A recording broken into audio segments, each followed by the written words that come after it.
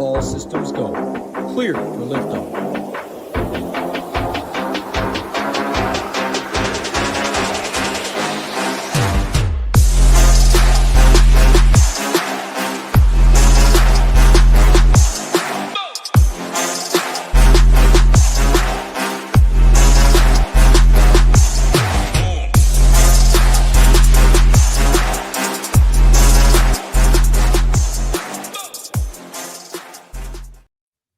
What's up, everyone? Tamboline here, aka ToeTagginTambo, back for another edition of Leverage Lane here on the Ship It Nation YouTube station. Got my guy Alex Blickle here with me as always to break down all things Week 12 DFS. A lot of content out there focuses on 150 max, MME, all those different factors. We do a ton of that ourselves as well, but this show focuses on single entry GPP Focus. We're going to talk about ownership in a way you usually don't hear it talked about. Then we'll go down the lane to talk about how that forms the common build and how we can leverage that. And then at the end, once we've done all the homework and research and put it all together with you guys here in the chat, we're going to make sure that we give our leverage lane for the week. If you're in the chat right now, do us a favor. Make sure to hit that thumbs up, subscribe to the channel. Alex, any recap from last week, my friend, before we get into it, and how you doing on this fine Week 12 Saturday morning? Last week was brutal. I had the Chargers triple stack, and Herbert was terrible. The offensive line was terrible. It was a tough one, but had another really good week in the NBA streets over on Underdog and Pick'em. So yeah, it's been a really fun season, and I'm doing a little bit new analysis this week in my Discord, just kind of building these new matchup charts that I think very excited to see how those work this week. But yeah, I think this is a fun slate because there's a lot more that's kind of up in the air. Ownership spread out. Obviously, we're going to talk about that, but this feels like a week where we have more license to be contrarian than we've had most of this season, and that makes me excited. Yeah, I love weeks like that. And I mean, the thing about this week, I hear a lot of people saying the same thing is like, it's exact same as last week. It's Brissett, it's Michael Wilson, it's McBride. There's a lot of factors to that, actually, I want to talk about. I think it's quite different. And also, it's not the same when you go and buy your Happy Meal for $5 and then you go back the next week and buy it and it costs $7. It's different. Their prices have changed. It does change a little bit. Now, some of them, like McBride, maybe not enough. And we'll get to that when we talk about it for sure. But going back to last week, the Bijan call definitely was a good one. I know that went well. I felt like James Cook just left a ton on the plate, but he still had almost 20 DraftKings points. But the Bijan Tet secondary would have been very nice to have a lot more of. Like I saw it all come into play after we talked about it with triples and things like that. And if you just had Brissett, Wilson, McBride, put Dortch in there to make it all fit, you could almost land on CMC, Bijan, Tet, and get 200 plus points, however you want to get there, and have a chance to get up to 250 and ship the millie. But congrats to those winners last week. We are on to this week. This is a fun slate, like you said, Alex, and I think it's an important one to talk about from a couple different angles. One, the part I started the show with just there a second ago, talking about it's the same, but it's not. Like, I'll let you talk more on that because I know you've got some numbers and things over there. And then just sort of what you're seeing across the board, early stages here, ways people are going, industry stuff that you see on different ownership projections. I'll let you take over and start us off. So last week we had this like collection of really expensive guys, all projected really well. The field wanted to, get as much of those guys as they possibly could. They had a really cheap Arizona stack that would help them get those guys. We don't have the same sort of setup this week. And so instead, to me, it looks like people are saying, okay, well, what offense can really separate? And that's a pretty easy answer. It's Detroit against this New York Giants defense. So when I sort by, projected ownership for single entries, I see Amon-Ra St. Brown second, Jamison Williams fourth, and Jahmyr Gibbs fifth. So very clearly, people want to play these Lions, and then also has me really kind of boosting up Jared Goff's projected ownership, where I think I might be double like the industry average on Goff and even higher than that in single entry projected ownership. It just seems too likely that people say, oh, I very naturally landed on Jamison and St. Brown. I may as well throw Goff in there. I very naturally landed on Jamison and Gibbs. I can still throw Goff in there. And so I think that game is going to be pretty popular. The fact that those Lions are going to be really popular might boost up Wan'Dale Robinson. So it's not like, one of those situations. It's not quite like the Arizona stack last week where there were multiple reasons why people were using them. It wasn't just because people liked Arizona. It was also because people realized, oh, Arizona gets me whoever I like. Everyone playing Detroit this week is playing them not because of what the Detroit stack gets them elsewhere, but solely because of the Detroit stack. So it's not going to be quite as popular, but I think they're still going to kind of really dominate ownership. And it means that we need to get that game right. We need to have the right combination of Lions and or have no Lions if that's the way it breaks. But getting that Detroit game correct, I think, is going to be the key to the slate.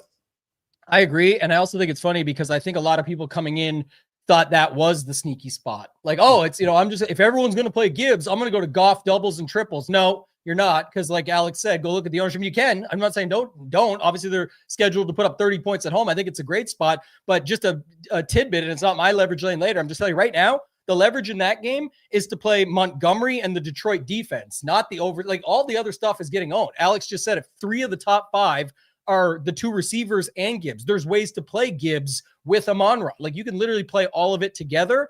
So while we saw last week, different stuff where, if I just throw Dortch in, this, that, and the other, well, find me your Dortch in that price tag. It better be Brock Wright, I guess. But then now you're definitely going likely more double tight end than not with McBride, which we'll talk about in a second. So I don't know. It's not as sneaky as people think it is coming in. I think a lot of people just assume Gibbs is all the ownership. Therefore, I'll just go to these guys instead. All those guys are coming up, especially in single entry, which is just like the Browns D pushes up Quinshon Judkins, vice versa. It's the same thing here. If Amon-Ra and Jameson are popping up and you think, okay, I'm moving off Gibbs to them, but not everyone's going to play Goff in single entry, what we're talking about here, that is going to happen too. So going to have to look for alternative measures. And if you're going there, just look for other ways to get different because most of those builds, even the overstacks, still fit the same chalk. I really like this. Have you heard me talk about this before, Alex? Usually it's in the PGA DFS streets, but about lazy weeks.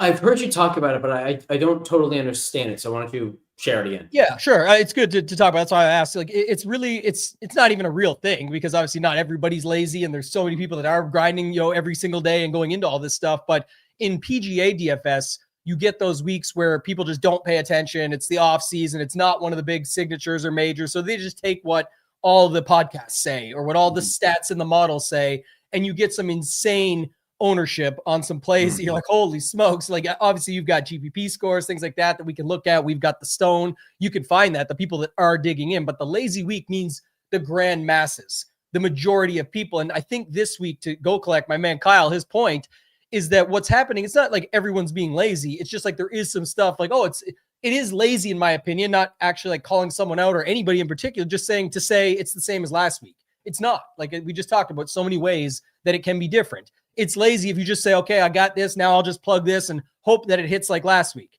That you got to dig in and you got to find the edges and the angles. And that's what this stuff is all about. So I think that's important to remember when you get weeks like that, those can really be to your advantage and you want to pay them off. So we're going to dig in and try and find out more about that.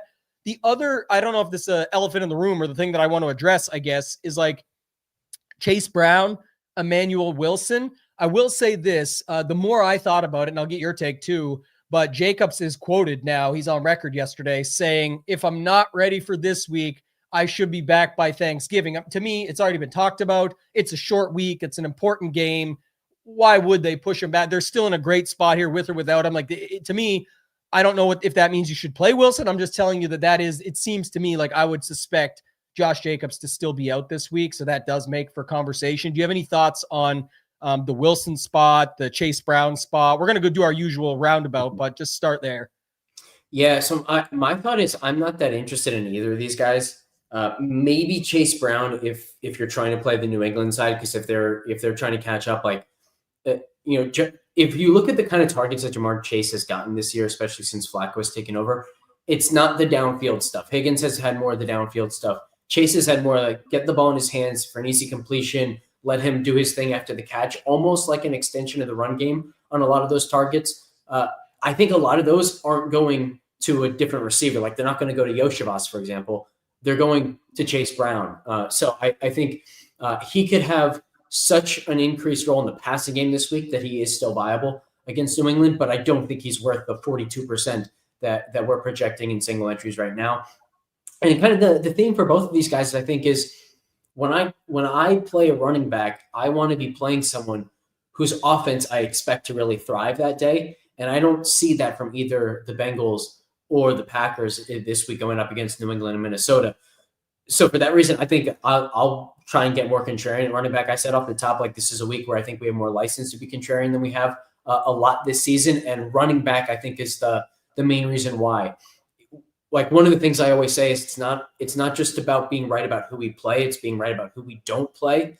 I'm less afraid this week of the chalk that I would hypothetically choose not to play if I'm playing someone contrarian, which makes me then want to say, okay, well, if I'm not afraid of the chalk beating me, then I may as well, go take my chances, because that's kind of the way that I look at it. It's like every chalk that I'm not afraid to be beaten by is an opportunity to go find a GPP winner, to go find a separator. Chalky guy can't help you separate, because if he goes off, he's going off with so much of the field. So when I have that opportunity to go find a separator, I'm going to take it. And what do you think about something like this? I talk about it too sometimes, but like the concept. So we saw this a few weeks ago. It was, I believe, Atlanta at Miami when everybody was on Bijan. And then all of a sudden we got the late, we had Kirk Cousins in first of all. And then we got the late news of Drake London being out. And then everyone still stayed, myself included. Again, you learn from these mistakes, win or learn. But the setup was, after you saw it, as soon as lock hits and you see how this game starts, you're like, oh, wait a minute, clear action to what happened here. Their run defense does still suck, but they're just going to make Kirk Cousins throw to Kyle Pitts, Darnell Mooney as a wide receiver 1, and like Casey Washington, and they're just going to do everything in their power to shut down Bijan. Not saying that the Patriots can do that, but they can. They obviously have the ability to just shut down. Do you think it's more likely that you see them just use, or what's the guy, Rodriguez, I think is his name, like use someone like him just to say, look, take out T, we'll figure out the rest, and maybe Chase Brown does still pick up. He's got 8 and 14 targets the last 2 weeks, to your point there, but do you think he becomes more likely if it is a one-off, or is it like Higgins that becomes it, or do you just could you just leverage it and play the Patriots defense against them when most on a higher price defense are not on the Patriots? Christian Gonzalez is the guy you were referencing, I think. And yeah, I think he will be on Higgins quite a bit. Now, we have seen in the past few weeks, like the Atlanta Falcons did a really nice job with Drake London of using route concepts that would force Gonzalez off of London. And that worked well. Now, if we're talking about offensive play design, is Zach Taylor in that category of play caller and scheme designer? I don't think so. And also, like, he'd be more used to doing that sort of thing for Jamar Chase than T. Higgins. So I think one of the kind of themes that I've been talking about a ton over the last month in my Discord on is this idea that because of the way the NFL is functioning right now, where we're seeing fewer explosive plays, and so the successful teams, the successful drives are more third down conversion, running the ball, trying to stay ahead of the sticks, taking what the defense is giving you. We're seeing a lot more instances where even expensive running back and wide receiver pairings are doing really, really well together. And we're basically getting like almost a binary outcome for a lot of offenses, where either you're getting multiple guys hitting because the offense is having success moving the ball down the field, or you're getting nobody hitting because they can't succeed. You brought up that Atlanta and Miami game. Like, that's a perfect example, because people loved Mooney that game. People loved Bijan that game. People loved Kyle Pitts that game. They all failed. What we saw last week in that Carolina game was Bijan was the absolute nuts. But guess what? If London hadn't gotten hurt, they probably both would have gotten to 30, right? And so for years we've thought of, if I'm paying $8,000 for this running back, I'm not also paying almost $7,000. It might have been over $7,000 for his stud receiver teammate, because they can't hit together. They really can, and they are hitting together a ton this year. Puka and Kyron Williams have smashed together. Jahmyr Gibbs and Amon-Ra St. Brown, Jahmyr Gibbs and Jamison Williams were both optimal last week. So, we're seeing more and more of this. And so when I think of this Cincinnati game, to directly answer your question, I think I'm not trying to find a one-off from them. I'm either saying they get shut down as an entire offense because they're playing a quality defense without Jamar Chase, and they don't have much of a running game, so the chance that they just fail as an offense is pretty high. But if they have success, it's probably T. Higgins has, 8 for 100 and a touchdown, and Chase Brown has 100 total yards and 6 receptions. So I'm going to play it where I'm either using T. Higgins and Chase Brown, or I'm using neither instead of trying to pick the correct one off and hoping that the game kind of ends up middling where they only have a little success and it's all through one guy. Yeah. Okay, let's move on. Let's go to the other spot that I know you talked a little bit about this already, but the Trey McBride factor, Michael Wilson, 48.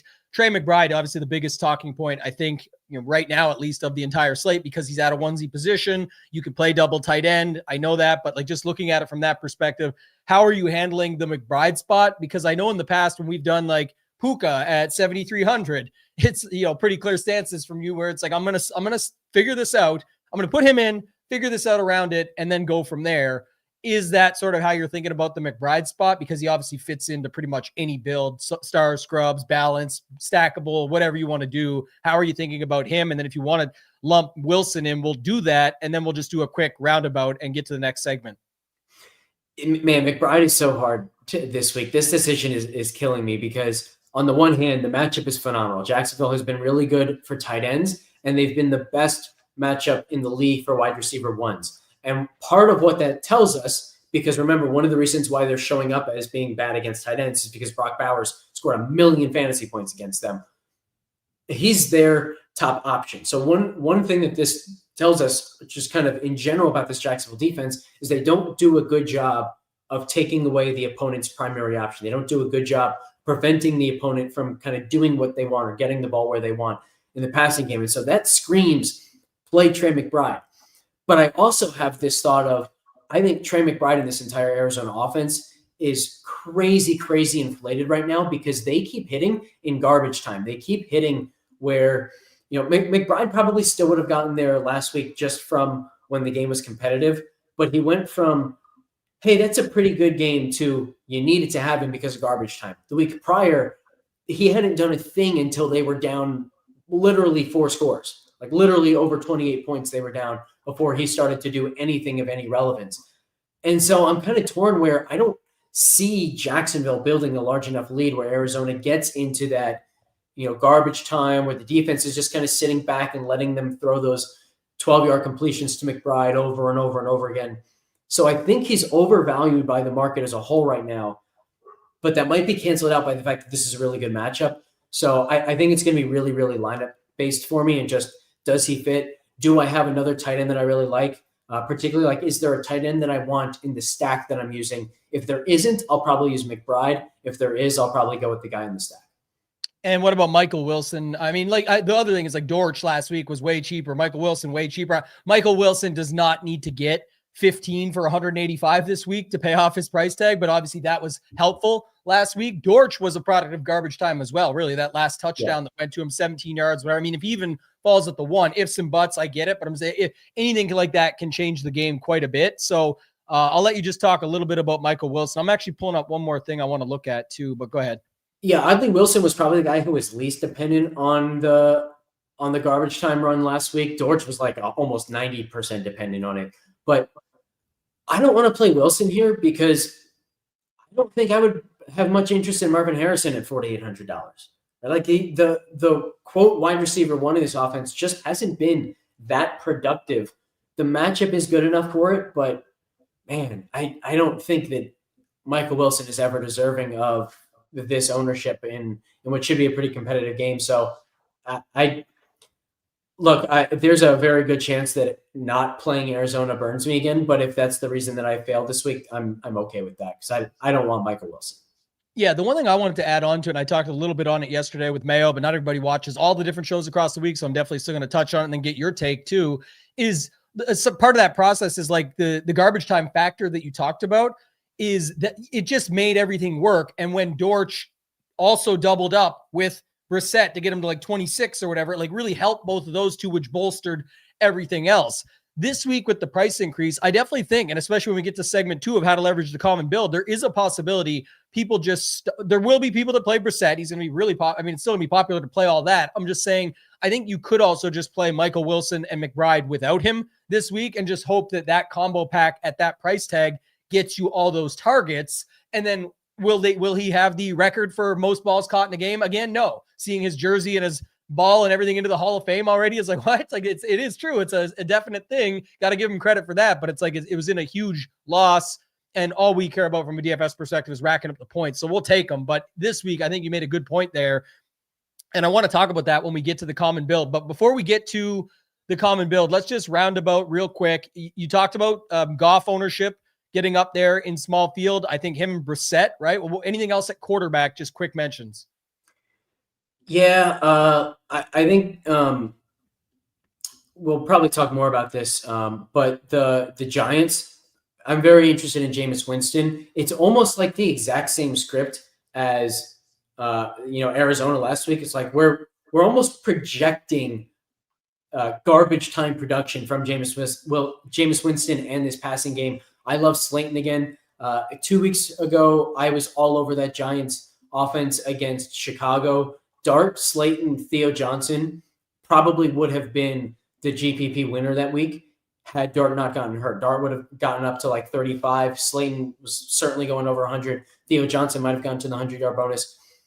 And now we get gunslinger Jameis Winston. He's not going to give you what Dart gave you on the ground, but he can rack up fantasy production just through volume alone with these pass catchers now. And Detroit, they play so much single coverage, so those guys are going to have opportunities to just win one-on-one throughout the game. So I really like that option. And then Caleb Williams also I have a ton of interest in, and that's almost just like a pure volume thing. Pittsburgh continues to boost opponent play volume more than any other team in the league. They're allowing 68.5 plays per game. No one else is allowing even 66. No offense is running 66 plays per game. They're allowing 68.5 per game. So this is already an offense that has above average play volume in Chicago. So I think Caleb Williams could really do well this week. Rome Odunze, I think, is going to be under own. DK Metcalf under own on the bring back. So have interest there. And other than that, like, it is another week where quarterback ownership is pretty spread out. I think, as I mentioned, Goff going to lead the way for us. Brissett is going to be up there because people still have interest in McBride and Wilson and a little bit in Dortch. I think Hurts, Mahomes, and May are going to be like the next tier of ownership, but it wouldn't surprise me if any of those guys either become a little bit more popular or people just say, no, this stack as a whole is either too hard to predict or too expensive and they end up a little bit lower on. But it's a week where you can pretty much play whatever quarterback, whatever stack you feel strongly about, because outside of Goff and Brissett, the quarterbacks aren't going to be too owned, and the receiving options that you're pairing with them aren't going to be too owned. Agreed. I feel similar at running back. I'll run through quick there. Just the Brown Wilson stuff we talked about. Gibbs obviously up in the mix as well. After that, it kind of drops off a little bit elsewhere. We've got Michael Wilson. You talked about the two Detroit guys, Jameson Williams, Amon-Ra St. Brown. And then maybe it's like you said, like T. Higgins, Little Steam, maybe Robinson with the Detroit stack to be able to run it back with all this. And this is just talking about who is the chalk, which then leads to the common build in single entry. Like if people land on a Detroit lineup and it's Goff with Gibbs with Jameson Williams because they changed their mind on Amon-Ra to make everything fit. Well, you can still fit Chase Brown, Emmanuel Wilson, and Robinson in there and maybe still get to McBride or whatever, right? Like that's where sort of the common build comes together. Tight end, no surprise. It's a McBride and then a large gap. And then did you have any comments at defense real quick? We brought this up, but it's funny. The last, 2 to 3 weeks at least, and the main slate at least, for sure, we've seen these leverage defenses really come into play where it's like they weren't on the chalk they're on the defense instead, or like triple leveraging it almost in the sense of like everyone's on the cheap chalk D. I'm on the defense that I'm on a low price D where most are on a high price D. I'm not on the chalkiest low price D. And I also have the low price D that's against somebody nobody's playing, like Cleveland last week against Baltimore, when everyone was, if they were cheap, they were on Tennessee, but the majority were up in the higher range on a more expensive defense. So you kind of flip the build 3 ways at that point. So that was actually like one of the things that I really noticed about last week's slate. Tennessee got up to 35% in single entries and in high stakes contests. That's insane. And what it shows us is that people have really gotten to a point where they just say, I'm done paying for defense. I want the cheapest viable defense possible. And because, no one is so aggressively projecting ownership on those cheap defenses, all the sims are saying, yeah, this is a totally viable way to go about. your defensive selection. And so people just kind of load up on that. This week, I think there are two defenses we could see that kind of steam on. New Orleans going up against the hapless Kirk Cousins without Drake London. I think they could end up extremely popular. And then also Cleveland going up against Geno Smith, and that offensive line could end up really popular. So I think if I'm choosing either of those two, it would be Cleveland, because they are a really good defense. They do have a really good pass rush, and they're playing against a quarterback who should be under pressure a ton. Whereas the Saints, it's like, even if Atlanta struggles, I don't see them racking up the fantasy points as well. I don't see them getting a bunch of sacks and creating a bunch of turnovers. I think it would be more like Atlanta tries to run the ball, they can't pick up the first down, and then Kirk Cousins can't complete the third down, so they have to punt type thing, where at least with the chalky Browns, you expect to get a lot of that easy fantasy production from them. So other than that, like I've actually paid up a lot at defense this year, and it has worked pretty well, because when you're paying up, you're playing into much higher probability situations. And there are some really bad quarterbacks in this league. There's some really bad offenses, really bad play callers, where they almost like don't even have a chance before the game starts to have a lot of success. So I've had success paying up at defense, and obviously the most expensive defense is like 1,700 more than the cheapest, or 1,500 more than the chalk. So it's really not that price prohibitive if you pay up a defense. It's probably what I'm going to do again this week. Yeah, I will say this. I know some sites are still showing like Vegas is going to be higher than Cleveland. It's what you said, though, because it's cheap and people will want that money. And it's all correlated. Remember, this is something we're going to get to how to leverage the common build in a second, but this is what creates the common build for those that don't put it together. Is like when you go Amon-Ra and Jameson Williams and Gibbs and Chase Brown and Wilson and one of Brissett or Goff, likely, setting it up that way, Michael Wilson, McBride, and build a bunch of lineups with all those guys together and whatever fits, it's always going to be beneficial just to get the cheaper D in there. And I think it was starting the week with the Saints, but I think it's moved to Cleveland. And I think that's because it's people remember Myles Garrett with all the sacks. They just saw how bad Geno got crushed, and they're like, oh, that's going to be easy. I'll just go there. And it could work. I'm just saying that's the noticeable piece where I think a lot of people thought it was going to be Vegas, but most people aren't paying up. But if they are paying up, it's Vegas and Seattle.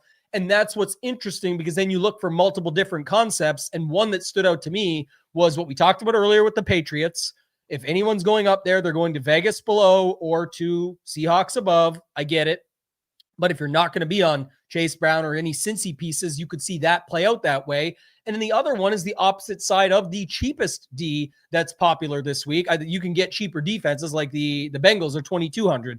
The Giants are 21. But I think the other one, the one that we talked about with the Saints that's popular, is the opposite side in the Falcons at 3,400. Because, again, it's just a matter of it's the opposite side of that, and it's right below. You see how it kind of like when you look from a leverage perspective, and people say, again, the whole world is like, they suck. Their defense is horrible. Why would you ever play them? I literally don't care. I talk about this all the time. It has nothing to do with that.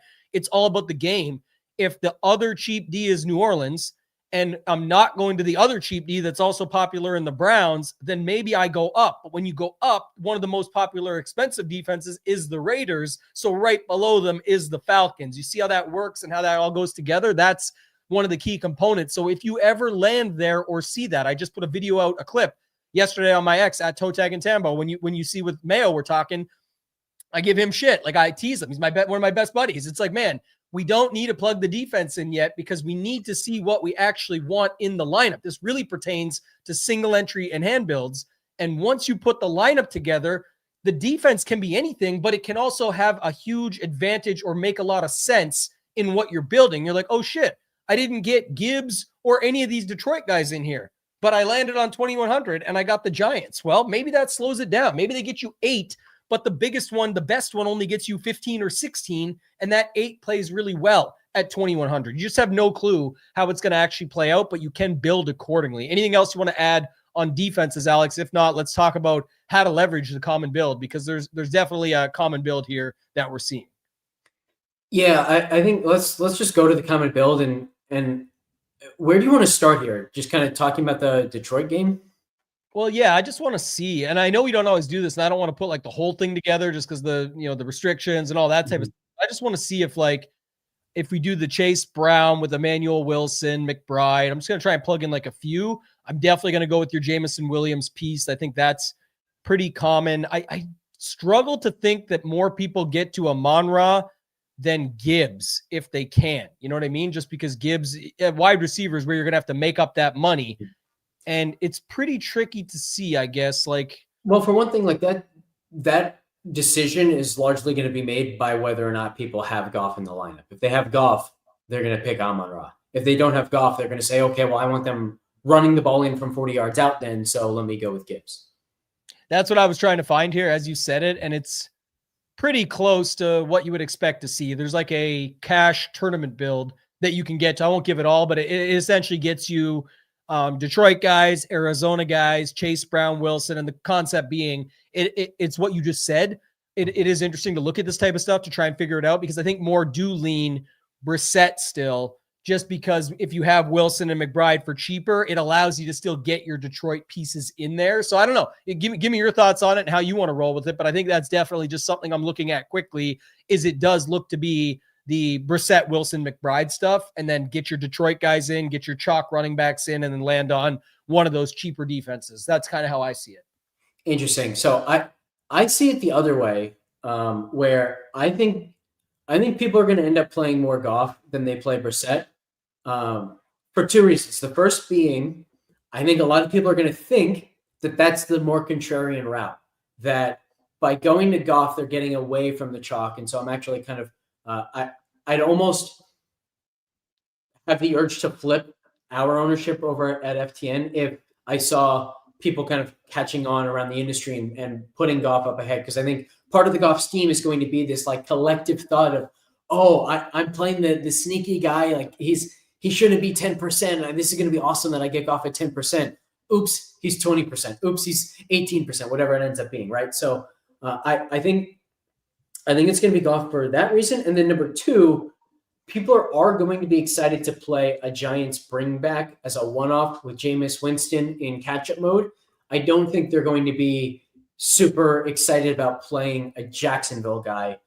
And particularly, like, again, we have seen Arizona crush because they get in these really bad game scripts and they have to play catch-up. And so there's been like this perfect kind of game stack opportunity with these Arizona games. Honestly, that's like why I never want to play an offense as chalky as Arizona was last week. But when I look back at last week, one of the reasons why I do beat myself up a little bit for not giving more consideration to Arizona is because I was so confident in San Francisco. And so, of course, that opportunity for the bring back was for, all that garbage time production was there. Again, I don't see that this week with Jacksonville, and I don't think that anybody is going to look at that Jacksonville offense and say, oh, yeah, this is a great spot for them to build a big lead through this guy, so I'll play this guy, and then my Arizona stack can catch up. So I just don't see people being as excited about that game environment as a whole as they are with Detroit. So I think it is going to be Detroit that ends up really popular. And then if you have Goff, St. Brown, maybe Gibbs as well, but certainly Jameson Williams, you're starting with a pretty expensive stack. And so I think like one of the easy ways to leverage that build is to say, okay, I will make the same bet on this game environment, but I'm going to flip it to a Jameis Winston double stack. I can still get Gibbs and Jameson or St. Brown and David Montgomery, like any combination that you want. It can still be really, really high on Detroit. But you're saying Detroit ceiling is even higher if Jameis and the Giants can push them. And if Jameis and the Giants can push them, I know it's coming through the air with a $4,600 Jameis Winston and really, really cheap pass catchers. Slayton's $4,500, Theo Johnson's $4,100, Wandale's under $6,000. So kind of no matter who you go to on the Giants side, it's going to be a lot cheaper. So now you're saying, all right, I'm making the same bet on the game environment, but because I'm going to the Giants side, I can now get an additional stud elsewhere. Like maybe it's JSN, maybe it's the Trey McBride one-off that otherwise would be really tough to fit with that Detroit stack. Yeah, and a couple of things I'll add because we're talking about how to leverage the common bill. I think like how to leverage it is, like I said earlier, if you go Montgomery in the Detroit D, or to your point, you go the Jameis side. One side note, and this is again more of a no ball than no DFS thing, but just to apply and think about this when you are building your lineups, like every game stack is different. And this is the segment we talk about that. And the reason I bring it up, I had a good example. I talked with some folks yesterday was like, Detroit does not necessarily need anybody to show up from the other side for Dan Campbell, especially after in a bounce back spot, to just say, we're going to go out and drop 50 on them and score as many as we possibly can and just show we're back and we're good. And that's what we do. They don't need someone to push them, but it'd be, like you said, it helps for sure. It gets to those ceilings. It keeps their guys in the game, like just depending on all those different factors. It's hard to really frame it up, but on like something like Jalen Hurts, your own team, and you know this, they are content running the ball, short passes over the middle, et cetera, et cetera. So how would you make them work is you need Dallas to show up, because that's actually you cannot play that game any longer, because now you have to come at us and get your points back. And so that would be a way to see that stack work. So I think that's kind of important to remember and chat more about that throughout. But I think the key here, do you still think, let me ask you it this way then, like Michael Wilson and McBride both just pop off the page. When you're building it out, and I'm just looking at building the common build, once you put a Chase Brown, a Wilson, even a Jameson Williams, I don't think people are as scared to land on that Jacksonville guy, because at the end of the day, Brian Thomas Jr. is out. People saw Myers get into the mix last week and think he's part of it now. He fits. You got guys like Parker Washington, who are like a bit of a DFS darling since Brian Thomas has been out and he's had some games. So I don't know how it plays out, but I think it'll be close either way. So it's not really like an argument back and forth. They're just saying, like, once you get to the build, I don't know anyone that's really focused on like Robinson versus Slayton versus that, besides when we're full stacking the game, because that is actually going to be like, what do you have Robinson's ownership even coming in at? Because Slayton's won't be anywhere.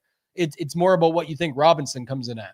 Yeah, like 16, 17% with a chance to get up to like 20, 25 if people really, really play the Goff side. Because, it like those are going to be really kind of connected, and they honestly might move like perfectly together, because the more people who have Goff, the more people are going to want a giant, and Wan'Dale is kind of the giant to play. So like I think we actually have them within a percentage point of each other, and I think they probably move together too, where if we're 5 percentage points high on Goff, we might be 5 percentage points high on Wan'Dale. If Goff ends up 25%, Wan'Dale could end up 25%. So that's like one of my favorite ways to kind of think about ownership, is how does one guy's ownership affect the other? And certainly I think those guys are as correlated as any.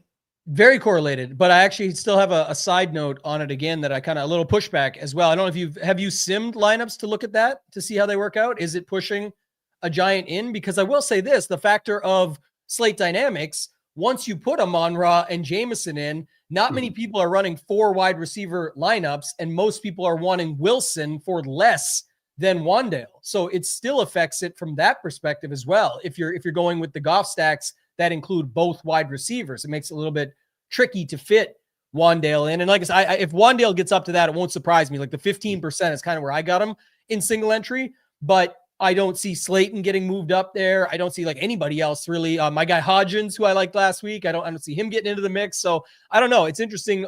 Usually though, you don't need, like I said, with Detroit, you definitely don't need the run back. And I wonder if people, catch on to that and say, I'm just going to play my 2 wide receivers and get Michael Wilson and hope that he gets 8 catches for 100 instead of 15 for 185 and still be happy. Yes. I mean, what I have seen in the builds that I've run so far is that the Sims very much still prefer a bring back from the Giants, but they prefer Slayton or Theo Johnson to Wan'Dale Robinson. I think the field just kind of by default is going to pick Wan'Dale more often. Okay. And part of that too, by the way, is like, think about the way that they're producing, right? Like you mentioned, Detroit doesn't need to be pushed. So why does a bring back potentially help them? Because the opponent can help speed up the game. They can help get the ball right back to Detroit. Who's more likely to do that? Darius Slayton. He's the big play guy. Wan'Dale is he gets there because he caught 10 balls and averaged 8 yards of reception, right? So he's much less likely to push the game in a way that helps Detroit. Whereas Slayton and even Theo Johnson, more touchdown equity, things like that, can help a little bit more in that way as well. Yeah, I came in with my leverage lane ready, and now I might, for the first time ever, change it on the show because it's like, it's just whatever. I'll say it now, and it's not really because I'll stick with my original. But the whole world told me Jameis was throwing 6 interceptions last week and wanted the defense against him. And this is a prime spot. And it's like, nobody wants Detroit this week. If they're going up, it's going to be I can get to the Seahawks. I can play the Raiders. I can do all this stuff. Jameis didn't throw me 6 picks last week, so he must be good again or something, or we won't get that this week. It could just as easily speed up the game that way. I also think, like I said, I really like my pairing there with Montgomery, and I've been pretty good on these running back spots lately, of the Gibbs spot and then into the Bijan spot, and everyone telling me why it can't happen on all these places, and then it's good. It's been good. So don't toot my own horn too much, but I will say on those ones, it's just sometimes as the season goes on, like Kyle said earlier, go collect. It's like, so it's not that everybody's lazy. It's just sometimes it's like, well, it just gets auto assumed. Like what happened last week means it's going to happen this week, or what didn't happen last week means it can't happen this week, or matchups and you name all this shit. It's like, listen, it's DFS, it's football, it's put it all together. Anything can happen. Playing this game too long. Definitely think it's an interesting spot here, and I really like thinking about ways to attack it. One thing that's certain, and I talk about this all the time, Alex, and you've hit on it a bunch even throughout this show, is you really have to consider these spots, even if it seems like you're overthinking it or talking about them too much or digging into every possible angle. You should. Detroit is implied to put up 30 points at home, and I think last time we saw that, it was 30.5, and they had 36 at the half. So it's like these team totals don't just show up for no reason or, randomly. You really do have to be thinking of all the angles on these spots. And if it's picking up the steam that we know it is, we do have to talk a lot about it and think how we can play it differently. And I like your Jameis call, because if you like Gibbs and you say, no matter what, I'm still in on Gibbs, or no matter what, I'm still in on Jameson Williams, one of the best ways to afford them both and get really different than what everybody else has without getting stupid is to play the other side of it and figure out what a Jameis, Robinson, Slayton lineup looks like that has those two in it, or something like that. It's not going to be for the faint of heart because people don't want to go there, but it is an example of how you could definitely leverage the common build, because then it wouldn't really matter. If you still think Chase Brown is the man, you can get away with him in that lineup. I mean, just a side note and a concept, I'll kick it right to you so I don't just rant on, but do you ever notice that, like, sometimes when somebody wants to play contrarian, they sort of ride the edge of that, like they get contrarian, but then because they're already contrarian, instead of like tightening things back up, they just go completely off the rails further. Like, do you notice that a lot with players where it's like they'll already be outside the lines a little bit, but it's a good reason. But then they just say, if I'm doing that, I may as well double or triple down on it. And then they wonder why they didn't get a sweat out of it after they predicted something so unique out of the gates.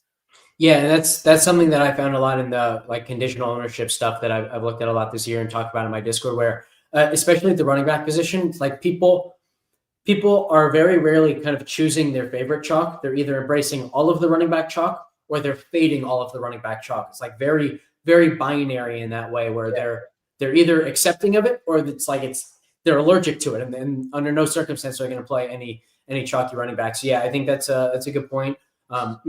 Back to Detroit for a second. You mentioned that we had like a similar situation a couple of weeks ago. It was against Washington. A very, very similar matchup, similar, game environment, similar implied total. The difference to me is that week we got a 10% Jahmyr Gibbs for no reason. We played Gibbs and he went off for over 40 fantasy points. Like, I wish it was that simple again. I wish we could just say Amon-Ra and Jameson Williams are going to be the chalk of the slate. Gibbs is going to be underowned. Let's just play Gibbs and hope he does all the work again. But I really kind of like your Montgomery call, because he will be around 10%, maybe even less. But I think we're starting to get a very kind of clear picture of how Detroit wants to view this backfield. And I think it's very similar to the way that Atlanta uses their backfield, where Algiers' role is significantly more involved, and it's a much better role in games where they're kind of controlling the game script. They're controlling the game, they're controlling possession, and they can really work those guys in and out. And I think we're seeing the same with Gibbs. Like, Montgomery had a much lesser role last week, in large part because they needed the Gibbs playmaking in the passing game. They needed him on the field because explosive plays were their only chance of success. They knew they weren't going to beat Philly through success rate alone. They had to get those explosives, and Gibbs is so much more likely to be that guy. Against New York, they do have a chance for that more sustained success. The only other thing there is, like, remember that Minnesota game? Gibbs was kind of played off the field because of all those elaborate blitz packages that Minnesota threw their way. The Giants get pressure, but they don't blitz a ton. And obviously those blitzes are not as elaborate as Brian Flores's. So I think we have reason to play both of these running backs, not necessarily together, but if you like Gibbs, by all means you can play him. If you like Montgomery, by all means you can play him. And again, like I go back to one of the first things I said here was I think to have success on this slate, we have to get this Detroit game correct. And so I'm really going to kind of give consideration to any combinations of these guys, including if I decide to go elsewhere with my stack. Like if I go to Chicago, for example, I still, after I figure out my Chicago stack, like the very next thing that I'm going to try to figure out is, okay, if that's my stack, then how am I playing this Lions game? Yeah. I want to use that too, just to talk about another thing you sort of talked a lot about on this show throughout the season so far. And it's another just strategy piece, but also with mixing contest selection, all of that. And I realized this morning when I woke up, I should have better track of my own stuff, but tomorrow is the 1-year anniversary of launching the Mastermind project over at Ship It Nation. And you've helped out with that and just a ton of people throughout the way. So I appreciate that. And just picking up these tidbits of like strategy pieces and nuggets along the way. And I really love your play a 3 max like a single entry. And what you said there is a key component of like the Gibbs versus Montgomery thing. I'm playing both, not together, but across my portfolio. But this show is focused on single entry. And, I do have some real consideration. It's not going to be my leverage lane, but that I do have some consideration just saying Montgomery's the guy that I want to plug in there, because if I'm not going to be on Amon-Ra and Jameson Williams and whatever else, and we'll get there later, but in that lineup, in my main single entry, then that's fine. But I'm going to want a piece of this game. And so if you are playing, a lot of people don't know the concept, or maybe they missed that show when you talked about it. But if you're like, look, I love this Detroit game, but I want a Goff stack, I want a Gibbs piece, and I want a Montgomery Lions D, but you feel good about the rest of your build, you can definitely just play your 3. If you play $100 single entry every week, you could play the $20 3 max, make your 3 very similar variations just to try and get that right. And you're putting the same stuff around it. So you're kind of landing on the same build. If they all do good enough, they'll all probably min cash. If they all do really well, maybe one extends and finds the top, and that's what you're looking for. But you can play $60 that way, still pick one of them for your single. I'd say, you know what, I wanted all 3 of them to cover my bases, but I want to also play this one as if I was choosing a single, and put it in the $50 that pays $25K. It's not the $100K that the $100 paid, but now you can win the $20 3 max with it and the $50. You can get all of it. The others can min cash all that, but there's so few weeks in an NFL DFS season, NFL season, which we play DFS for, however you want to word it. But if you were close but didn't get it right, you may not be close at all for the next 5, 6 weeks, 7 weeks, whatever it is. So it's like you kind of want to make sure the weeks that you feel good about something, or you feel like that's your spot, that you should spread it out. And that's only $110 versus $100 that you're playing. And you still have opportunity for $25K plus regardless. So I really love that strategy piece that you brought up. We cover all that stuff in the Mastermind project. We talk about it. You've got your Discord. We've got Ship It Nation, like all these factors. But I think it's so much more important to focus on that stuff and think about all of those factors than always just wondering about who's the chalk D this week, or who do I got to play, and is this guy a good play or a bad play? We really want to hone in on that stuff. So let's move around here, Alex. Let's talk about some of these other game stacks. You've mentioned the Bears spot, and you've touched on it a little, and the DK side, and with DK Metcalf, on that side, and other stuff. How do you foresee yourself playing a game stack like this? Can you just go Caleb, Rome, DK and shut it off? Do you want to get somebody else in there like Luther Burden III? What's sort of your thought process on this stack? Yeah, there are basically two other guys that I'd consider adding to that. The first is Luther Burden. His role does seem to be growing, but like more importantly, when he hits, it's going to be the explosive play that really, really helps unlock the ceiling for Caleb Williams. So I like that route. The other one would be Swift. Really nice role. Pittsburgh, because they're boosting opponent play volume so much, they've been a really good matchup for running backs. And we know that Swift has enough of a role in the passing game where like that can be really positively correlated, where it's not just a bet on the offense as a whole thriving, but we could actually get the 20-yard touchdown screen pass, or the choice route over the middle to Swift for the touchdown. So I like that option as well.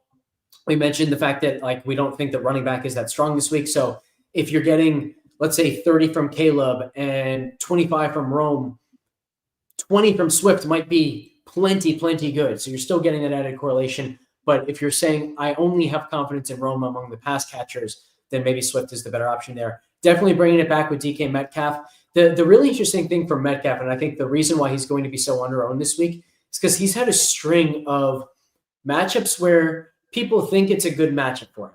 They thought it was a good matchup against Indianapolis. They thought it was a good matchup against Cincinnati. They thought it was a good matchup against the Chargers. Those are 3 straight matchups where even though the offense was actually projected pretty well, it was a really tough matchup for Metcalf, particularly Cincinnati and Indianapolis had done a phenomenal job against wide receiver ones. So the fact that he hasn't been as productive does not kind of give me pause at all. He's still gotten plenty of targets, by the way. But more importantly, now he goes into a very good matchup with Chicago for the first time in almost like a month, really. And I think Mason Rudolph could be beneficial for him because Aaron Rodgers tied for the absolute lowest average depth of target in the league at 5.9, both last year and the year prior when he was still with Pittsburgh. Mason Rudolph has had an average depth of target at 7 or over 7 yards. So it was really low last week. I think it was like 2.4 in his relief duty of Rodgers, but I think we'll see him try to push the ball downfield just a little bit more. At least he'll be more willing to throw the ball downfield to Metcalf. He still might post like a crazy low average depth of target because they'll throw a ton of stuff behind the line of scrimmage and things of that nature, but Rodgers will not throw the ball downfield. Rudolph will actually give Metcalf some chances. So I really like this spot for Metcalf as a bring back to any Chicago stuff. Do you want to go back to Jalen Warren at all? Man, I do think he'll be a little bit under-owned. The problem is he's all the way up to 6,600, and he's not scoring enough, right? Like I think that's the biggest thing for me is I like the yardage. I like the receiving role. I definitely don't like how involved Gainwell is, but I think people should realize that even though Gainwell has such a role, like if you just looked at Warren's volume and his receiving role, you'd still like what you saw. It's just that it could be like astronomically good if Gainwell wasn't taking so much of it. But the touchdown equity just isn't there that much for him. So at 6,600 for him versus what is it? 5,300 for Metcalf. Give me the $1,300 in savings and the better big playability that Metcalf gives you. Yeah, I like that call, and obviously it keeps Caleb's side pushing. They still have almost a 25-point team total at home for the Bears, so scheduled to put the points. I also liked your Swift call, 5,600. Could definitely see him get in the mix. You could, I think it's fine. Again, not like it's a crazy correlation. It's more that just like the combo pack is cheap and very low owned right now of Swift and Metcalf. Even like if it is just Swift on the ground and then you get that, but you could also stack Swift with Caleb Williams, and Caleb Williams only a little bit more money than the Brissetts of the world, a little bit less than Goff. He's kind of squeezed right in the middle. So I do like that thought process there. We talked about that. Let's see. One other thing is I do think you can take a chance on the Chicago tight ends. Pittsburgh's been a very good matchup for tight ends. And one of the main reasons is they have given up by far the most receiving yards in the league over the middle. Hit a very easy Noah Fant prop last week, just kind of banking on this same concept. And Loveland leads the team in receiving yards over the middle of the field. Rome Odunze, close second. Both have been effective over the middle. But Cole Kmet's fourth on the team. So they are using the tight ends more down the middle than anywhere else on the field. So if we are going to see Loveland 2.0 this year, I think this is probably the matchup to find it. Yeah, don't hate that. And it's another way to just get different with your build. A couple more spots I want to talk about, and then we'll get to our leverage lane here shortly. But and if you've got others, you can bring them up. But one spot I wanted to hit on was the Ravens at home.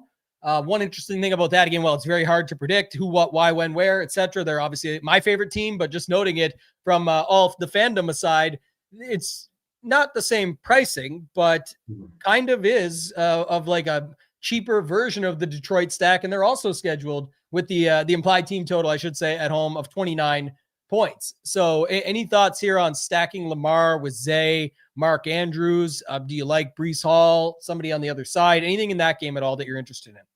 I'd be more interested in the Jets side, actually, which is kind of crazy, but I just don't see the explosion coming from Lamar for a couple of reasons. Number one, he hasn't run the ball as often of late. And number two, He really hasn't been that good against the blitz this year. He hasn't been that good when pressured this year. And the Jets do they will blitz a little bit. So basically I'm not liking what I'm seeing from Baltimore. And while the Jets defense is far from good, I think they are a worse matchup for Baltimore than they are for most offenses. Yeah, one thing I will say is in that game, definitely have interest in where do you have Derrick Henry right now for ownership in single entry? At a very, very appetizing amount, like 12%, something like that. And yeah, he could absolutely demolish them. If Trevion Henderson can go for like 30 DK points in the game where he actually did it on his own, not like the last minute 60-yard touchdown from the previous game, I think we could definitely see Derrick Henry be a big part of that offense, and he interests me as well there. So that's something I'm thinking about. Ravens D, if you want to put them in there, 39, they're squeezed between those guys we talked about up top. A lot of the expensive Ds this week are solid and not really owned because of what's going on around them. And they have like real thought process or leverage behind them. I guess you know, Mason Taylor on the other side, like you said, but I'm not super high on that. I think Derrick Henry is the spot there. And then the only other spot, there was something else here I was going to look at. Did you want to talk about anything to do with your Eagles or the Cowboys? Yeah, that's actually a really good one to talk about. So you kind of mentioned this before, but like the Eagles, what they want to do offensively is build a lead and then shut things down. They want to trust their elite defense, which has been absolutely incredible of late. And they want to play as risk averse as they possibly can offensively because they're obsessed with turnover margin. I think they're obsessed with turnover margin to a detrimental point. They would counter by saying that we just won the Super Bowl with this philosophy and we're 8-2 and we look like the best team in the league in a lot of ways, other than the fact that our offense doesn't score points, but we just win and we're beating elite team after elite team. But so when I look at this game, number one, I think this is a better Dallas defense than they've been throughout the year. Quinn Williams, Overshown back, so on and so forth. So there's that. But more importantly, I just don't see how Dallas does enough offensively against this elite Philly defense to push Philadelphia. And when you look at the skill guys in this game, I don't think there's a more expensive collection of players than Saquon, Devontae, AJ, Pickens, and CeeDee Lamb. So it's just so hard. Also Javonte, by the way. We got Devontae and Javonte. So it's just I don't see enough production coming in this game to support most offenses, let alone such an expensive offense on both sides of the ball. So I'm not going to be on this game. I think the only guy that I would consider playing is Saquon. Maybe a Goddard one-off or something like that. But I'm mostly going to be off this game, and I hope the field plays this game aggressively because I just don't think it has anywhere near the chance of taking off as the Giants, the Bears, the Lions, even the Cardinals. I would play the Cardinals before I stacked either of these offenses. So maybe you could get away with a CeeDee Lamb one-off or something like that. Just saying, you know what? I think it's more likely that Quignon is on Pickens most of the game. Although one interesting note is the Eagles have kind of changed the way they're using Quignon, where early in the season he was shadowing. Now they're using him more as the boundary corner, which means he lines up on the short side of the field, and that's basically his side. He just shuts the guy down on that side, and that way they can really roll safety help over to the wide side of the field into Adoree Jackson's side. So in that regard, Dallas can kind of get whatever matchup that they want against Adoree Jackson, but Adoree and the fact that he's getting this extra help now, they've been a lot more effective than what they were early in the season, where kind of whoever teams attacked Adoree Jackson or that just cornerback 2 position with, we're finding a lot of success. It's not happening anymore because of this adjustment that Philly's made.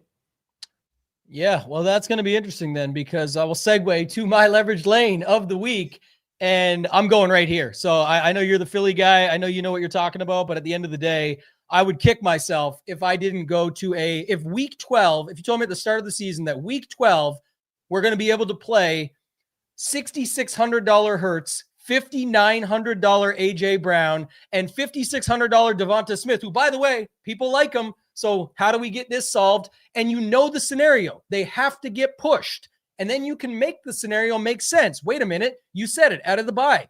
Philly played two of the best teams in the league. They're not putting up points. They're playing two really good teams, and they're playing the style they need to play to get the job done. Beating the Lions, it's a Vin Diesel, throw them up. Doesn't matter how you win, an inch or a mile. Get that win. You want that W against the Lions. That matters big time. 16-9. Going into Green Bay, and people could say what they want about them. They're still a good team. They've had some rough go, different teams that beat them, but going into Green Bay is not easy to win. You take a 10-7, you walk out of there happy. Again, these people don't care about your fantasy team people. That's fine. They shouldn't. They have a job to do, and they're getting it done. Before that, though, you want to see them go up against the Giants the week before, 38 points, Minnesota, 28 points.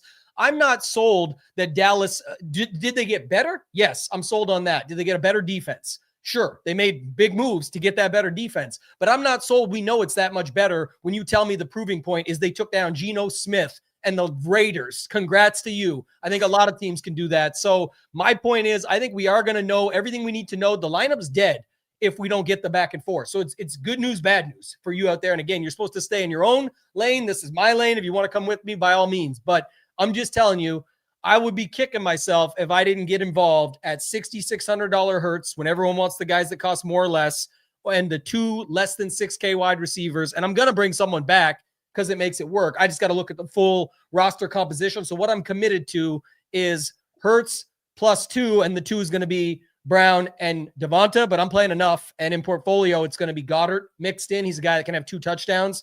Could be Smith Goddard in some, but in my main, I want to use those 2 receivers and keep my other spots open. Tell me how bad it is after everything you just said. I tried to sell it the best I could there. Well, I mean, look, like we can even in this season where Philly hasn't done a whole lot offensively, we still see massive performances. What they did against Minnesota. If you get that Minnesota game, you're taking everything down this week. So I will never kind of say like you can't do this or you shouldn't do this. I think from a football perspective, it doesn't make as much sense, but from a game theory perspective, there's always a point where it becomes worth doing, which leads me to my question for you, which is there an ownership point on these 3 guys, Hurts, Brown, Smith, where you would either consider coming off the offense or saying, you know what, okay, instead of going Smith and Brown, I'll make it a priority to go Goddard. So at least I'm saving a little bit money and making it or I'm using this stack in a more contrarian way than the people who are using it. Yeah, I think I don't have an exact number, but I also don't think the threshold happens. I know what you're saying, so I'll rephrase for those that are like, oh, you just saying it. Like my point would be what you're saying is if you found out this was really steaming up and it was becoming way more popular for everybody, would that change your mind a little bit? It definitely is a factor in what I'm thinking about. I don't see a world where it gets to those numbers. I actually currently don't even believe the Devonta Smith ownership number, just my take. And it could be, I think you nailed something earlier. We talked pre-show. You've already mentioned on the show. I think when you add in the Jameson Williams factor, where does that pull from? When you add in, if people are going to run back a giant, where does that pull from? The spots that it pulls from, again, that's my lane. I don't want too many tangents, but just so you notice this too, and everybody hears it. The other interesting thing about all that, Devonta just falls into that camp for me, is Zay Flowers, Stephon Diggs, Olave, all these guys that are usually chalk and very popular and people love them. Nobody wants to play them this week at all because they just got it all figured out with Chase Brown and Emmanuel Wilson and the Detroit stack with McBride and Wilson. Like, how often does that ever really work out? So we'll see. Even last week, by the way, when people say it worked, you didn't have it. My man Nades was on the Takedown Breakdown Monday. You played the one that 10,500 people played when you put Dortch and someone from the other side, and only 500 people out of 160,000 had those lineups. You didn't play the version, and 3 chalk pieces hit, 3 chalk pieces busted. Flip that coin, like I always say. It's always 2 sides to the coin. So I agree with you from a football side. The best part of DFS is not just that, there's another slate, we can reset and all that, but you can feel it and play it the way you feel it. Like we know, in my heart of hearts and in yours, even if it was going to go this way, you need the run back to make this work. You need Dallas to play keep up. I have thoughts around why that is with the previous matchups, the situational stuff. Like I feel really good about it. And I think the price is right. So I'm getting in. RIP to my man, Bob Barker, but I think the price is right on this one. I'm getting in. I like the call. My leverage lane, I've toyed with the idea of going with the Jameis Winston stack. I've toyed with the idea of going with the Caleb Williams stack. I think both are so good that I don't want to make either my leverage lane because I at this point, like there's still a really good chance that I end up on the other one for my single entry. So I'm going to go a different route. I'm going to say Jaxon Smith-Njigba is my leverage lane. He is the highest GPP score for us over at FTN this week. It's one of the higher GPP scores we've seen this entire season. He's at a price where people have said, okay, I'm comfortable not playing him there. I have enough, studs that I really like, whether it's Amon-Ra, Jahmyr Gibbs, where they feel like I'm getting, maybe they feel like they're getting an even better play for less money. But we have Smith-Njigba projected well clear of the rest of the receivers, almost 4 entire points of projection above Amon-Ra, actually over 7 points better than Amon-Ra in projected ceiling for us. And only 14% single entry ownership right now on Smith-Njigba. So he's going to be my leverage lane. And regardless of whether I go to the Caleb stack or the Winston stack, understand that like part of the reason why I really like those stacks is because I am saving more money compared to the average build. And therefore I can use that money to go pay for Smith-Njigba.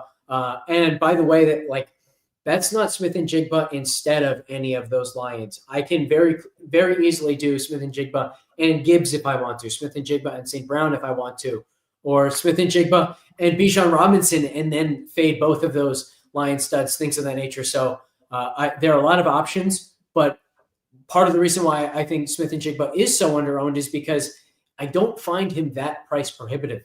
So, if it'd be one thing if it was like, man, more people than 14% should be playing Smith-Njigba, but I get it because those Smith-Njigba lineups don't look good. I'm forcing things I don't like. I think it's actually pretty comfortable to build with him and even comfortable to build with him and another stud. So to me, there's just no reason why he should be this low owned. And the final point there is Tennessee plays 73% zone coverage. It's a lot of zone. It's not the most in the league, but it is a lot of zone. And Smith-Njigba, 2.97 yards per route run against man, 4.89 against zone. And the reason for this, I think, is pretty straightforward. It's not that he's a better receiver against zone and a worse receiver against man. It's that so much of what Seattle does is predicated around play action, and play action affects zone coverages more than it affects man coverages. So they just kind of get whatever they want to Smith-Njigba. It's also easier for the defense to take away Smith-Njigba when they're playing man, and they can put a safety over top of him than when they're playing zone, and they have to just kind of hope that they have a numbers advantage against Smith-Njigba wherever he ends up running. So love the kind of advanced football data, the way that it's pointing to Smith-Njigba, and I love the game theory behind this play. So he's going to be my leverage lane. Leverage lane. I love it. So let's go. I think it's interesting. A couple concepts that came up there, and then we'll round up the show. You can let the people know where they can find you. We'll go to everything else, but $9K opposite of Best Buy pricing, right? Nobody wants to buy the TV Black Friday when it's $900, but when it's $899, got a steal of a deal. Secondary to that, I think he played his worst game possible last week and still had almost 25 fantasy points. It was like, man, this guy felt like he could have had 40. More on that in a second. And then lastly, the slate dynamics. Again, it's just like how Brock Bowers got over-owned at the captain the other night because his price was so cheap. It's like he was still Brock Bowers. He's still in a great spot, et cetera, but the price just forced him up. Funny enough, it was opposite Best Buy price. He was 8,000 flat. Had he been 79, it would have been even crazier. But the point more so being in a different way of putting it was the cheap price propped him up, even though you didn't really need him at the cheap price. Like there was tons of ways you could play the slate without him being up there.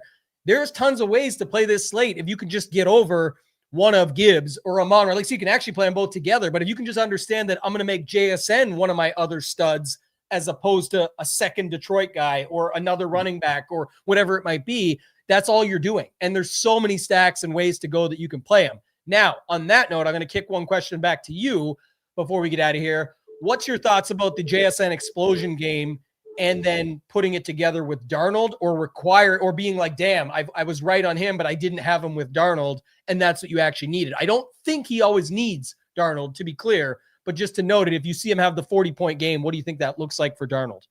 Yeah, man, it's hard because I definitely think if you get the 40-point game, you're going to wish you had Darnold. But the counterpoint to that is it's like in every other outcome, because I'm going to be a stickler with myself. I'm going to stick to what I know and what I do well. Just these double stacks or even triple stacks and a bring back. I don't want a Titan. I don't want a second Seattle pass catcher. So any outcome other than the JSN absolute monster game that puts Darnold at 35 or something like that, I'm going to wish that I didn't have this game stacked.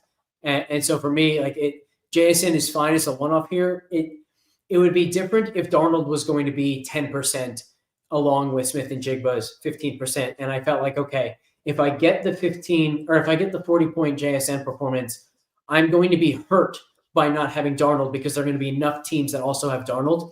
That's not really going to be the case. Darnold's going to be so low owned along with JSN that if I get the 40-point performance from JSN, I don't think I'm going to be automatically beaten by Darnold team because there just aren't going to be enough of them. So I'm comfortable with JSN as a one-off, which is not always how I approach these things. But let's also recognize JSN's a bit different because he's doing this on such an insanely high target share, such an insanely high air yard share, where Jamar Chase doesn't get many 40-point performances where there isn't also at least a good amount of volume and opportunity for T. Higgins or for Mike Gesicki or Chase Brown.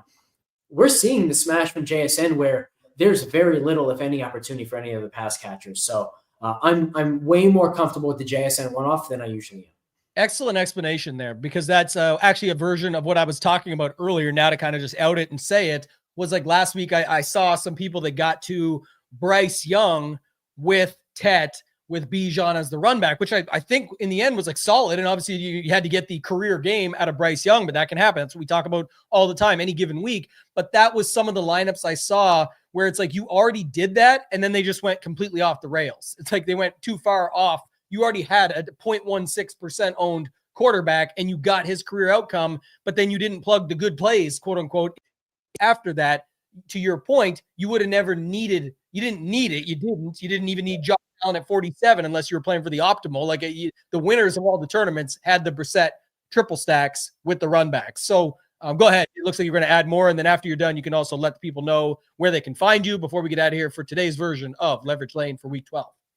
So last week's those lineups, because I saw the same thing. I saw someone who had Bryce, Bijan, London, and Tet, and then they screwed up everybody else. And my thought when I looked at that was what are you doing, man? You have the high probability chalk plays in the late window. If you love this stack, why are you not leaving as much of the rest of your lineup open as you possibly can so that you can play the chalk later if your stack hits, or not play it later if it doesn't? Because if you had Bryce, Tet, London, Bijan, it's so simple for you to then go McBride. Or maybe you for some reason think McBride isn't a good play and you just want to get to McCaffrey as well, or Michael Wilson. There were so many options of what you could have done once you had that phenomenal start with these really high probability plays where their ownership doesn't matter anymore. You've already separated so much from the field with literal 1% or 0.2% plays. I legitimately think Bryce Young was 0.28%. Yeah, 0.16 I saw. Yeah. It was insane. So yeah, just I think it's a great point that you're making. When you have something that especially if you have a lot of conviction on it and it's going to be anywhere near that contrarian, the thought should be, okay, if this hits, if this conviction play hits or this conviction stack hits, how do I maximize my potential of taking advantage of that throughout the rest of your lineup? You're no longer looking for other separators. You're not trying to get different elsewhere. Now you're just trying to conserve the advantage that stack is giving you. And that's especially true if that conviction contrarian play is in the early wave of games and you can use late swap to your advantage later on. So a great thing for people to keep in mind. And it's something we talk a lot about in my Discord. So reminder, you can find all of my stuff through my Twitter at Alex Blickle1. If you want all the ownership projections and GPP scores and contest sims, go over to FTN, use promo code BLICK for 10% off. And if you want access to my Discord, all the new matchup stuff that I'm doing, this kind of advanced, contest sims analysis, conditional ownership analysis, all that good stuff, and props and pick 'em as well, both NFL and NBA.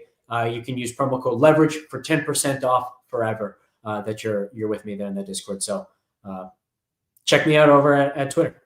Yeah, the other point on that too is kind of like the Devonta Smith one. If he does really come in at that, I mean, he's going to have some. I wasn't saying that. I'm just saying I do think it's coming back some. If he does come in at that, the way to get different when someone's actually owned is to then have their quarterback in it that makes their ceiling day worth more, which is like with Hurts versus if, like you said, when JSN is already coming in solo owned, will you really even need will people even have the Darnolds? There will be ones that have it, but then they might mess it up with Shaheed or Barner or whoever else they decide to use. So always a good conversation, man. I think people love it as we go through it. Big donation this week. I'm going to show it off quick for those that didn't follow along, but for the Ship It Games, our man Sharks 8819 turned $300 into $65,000 in the MMA streets, donated $5,124 to round up the Ship It Games prize pool to $85,000 now. You can check that out here. And then, like I said, it is the 1-year anniversary tomorrow. If you go to the site, Ship It Nation, click Mastermind, you can take it over. It will take you directly to the page here. You can check Mastermind out, everything that it's all about. You get the courses included, the 1 and 2 for the mind map. You get everything behind the scenes. It's a one-time cost, or you can split it up over 3 payments, but it gets you into that Discord, and it gets you also the ability to see everything that we're talking about from a strategy perspective. Alex's interview this week, we're going to have Stat ATL, who did the setup last year. So if I go here back to the main, this is another really good thing right now. If you go to the free tour, I'll go here, but Thanksgiving week is coming up. So I hope everybody's getting ready for that and excited. But if you go to the site, once you are a member and you get in and get all the videos, like the Stone and the Saber Sim one that Nades and I did, but I'll go to the very bottom quickly. This was the 2 to 4 game slate one that Stat and I did for the Thanksgiving slate last year this time. And Billy came on, and he's going to be on Takedown Breakdown on Monday on the Ship It Nation YouTube station here. So make sure to subscribe. But we talk about things like how to attack the short slate, had to have it scores, correlation, overstacking, roster construction tips, how to handle the staggered starts.